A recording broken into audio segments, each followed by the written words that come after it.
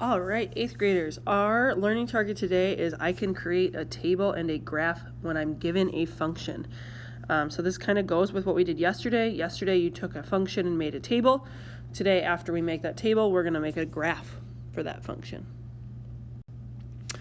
So we're just going to do some examples because it's the best way to show you how to do it. I picked some of the harder ones from your worksheet, so hopefully you can follow along. Please use a calculator if you need to. There's no shame in it, okay? So we're going to go ahead and get started. So my function is right up here. I'm going to go ahead and highlight that in yellow. Here's my function. So that is what I'm going to use to fill out my table. And what I mean by that is I'm going to take the values in my table and I am going to plug them into that function to get our output, right? So fill in those blank squares, and then that's going to help me graph, okay? So the first one I'm going to do here, I'm going to write it over here on the side. Our function is f of x equals negative x minus 7. I picked this one on purpose because these ones that have the negatives in front make it pretty difficult. So I'm going to replace that x with a negative 7 first. So there's already a negative there. Then I replace it with negative 7 again, minus 7. So that's why I picked this one, because this is tough, right? When I have two negatives in a row, that turns into a positive. So this turns into 7 minus 7, which means my output when x is negative 7 is 0. So that first spot I'm going to fill in with a 0. Now I'm going to do the same thing, but I'm going to plug in negative 5. So I have negative, because this already has a negative up on the x. Negative 5, I'm plugging in the value that they gave me in the table, minus 7. Well, that double negative turns it into a positive 5, minus 7 equals negative 2. You can absolutely use your calculator for this. When you put that double negative in your calculator, it's going to automatically turn it into a positive. So if you type like negative 5 using the negative sign, it's going to flip it to positive 5. So it works. Same thing with the next one. We have negative 3 minus 7. So this becomes 3 minus 7, which would equal negative 4. Excuse me. And then you'll probably see the pattern now. So I have negative 2, which would become positive 2. Positive 2 minus 7 is negative 5. And then my last one will just be 0 minus 7 would be negative 7. So I filled out my table, and now I'm going to graph, okay? So remember, your table gives you ordered pairs. So when I look at this table, right, if I look at these numbers that I circled together in red, that can be written as negative 7, 0. So we worked on this last week, right? We went from graphs to tables to ordered pairs. I'll go ahead and change to blue. So those in blue, I can write that as negative 5, negative 2. And do green, right? Negative 3, negative 4. And I'm going to graph all of these. And you don't have to do all these different colors. I'm just doing it to show you. I'm running out of different colors. So let's do those three first, and then I'll do the last two. Okay, so in red, negative 7, 0, I start at the origin. So here I go over to negative 7, and then I go up 0. So that's just my spot right there. Remember, I'm going to erase these loops. I just do that to show you how I'm moving. And then in blue, we have negative 5, negative 2. So I'm going to go over to negative 5. And then I go down to negative 2. There's my dot. I'm going to go ahead and erase the rest of this.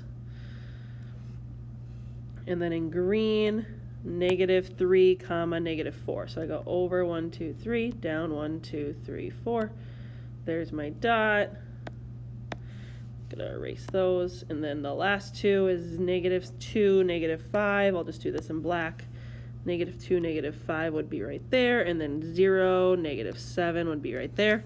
This one's a nice straight line. I think they're all straight lines, honestly. So then I'm just going to draw.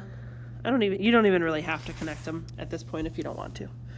Okay, so there's the first example. That's probably the toughest one we're going to do today. That was number 1 from your worksheet. So here we go, number 5. I picked another one that's a little bit tougher. on purpose, okay? So let's go ahead. I'm going to rewrite our function over here, 2 minus 2x. So now I'm going to plug in all those x values that I see.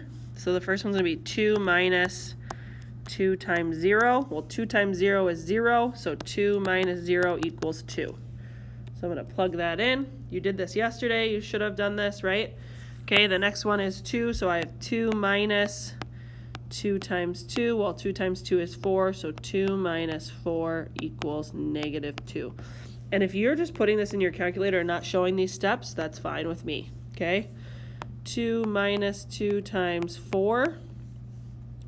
Well, 2 times 4 is 8. 2 take away 8 would be negative 6. We'll do another one. Let's see. 2 minus 2 times 6. So 2 minus 12 would be negative 10. And then the last one, 2 minus 2 times 8. So 2 minus 16 would be negative 14. Okay. If you notice the graphs, they always make it so that it's kind of easy for us to graph, like they're counting on 2's by this graph. So we're going to go ahead and look at these first. This first one, 0, comma, negative 2. So I start at the origin. I go over 0 since the x is 0, and then I go up to 2. So here's my first dot. Okay.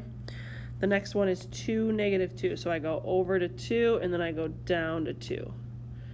There's my next dot. I'm going to erase those other lines. Next one, 4, negative 6. So I go over to 4, down to negative 6. That was this one. And then 6, negative 10. So over to 6, down to negative 10. And then over to 8, down to negative 14. And I'll just leave those. You don't have to connect them right now if you don't want to. So that was number 5 from your worksheet.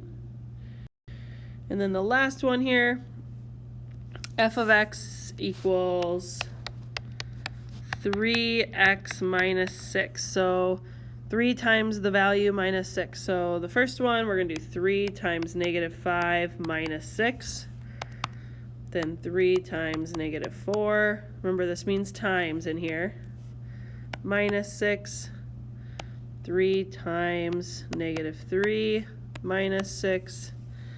3 times negative 2 minus 6. And 3 times negative 1 minus 6. So I'm going to go ahead and use my calculator for all these. Just kind of makes it easier. So this one's going to be negative 21. This one's going to be negative 18. Negative 15. I'm starting to see the pattern. It's going, actually this number is going up by 3 every time, right? Negative 12 and negative 9. So now I can go ahead and graph these. I'm going to do it in red. So negative 5, negative 21.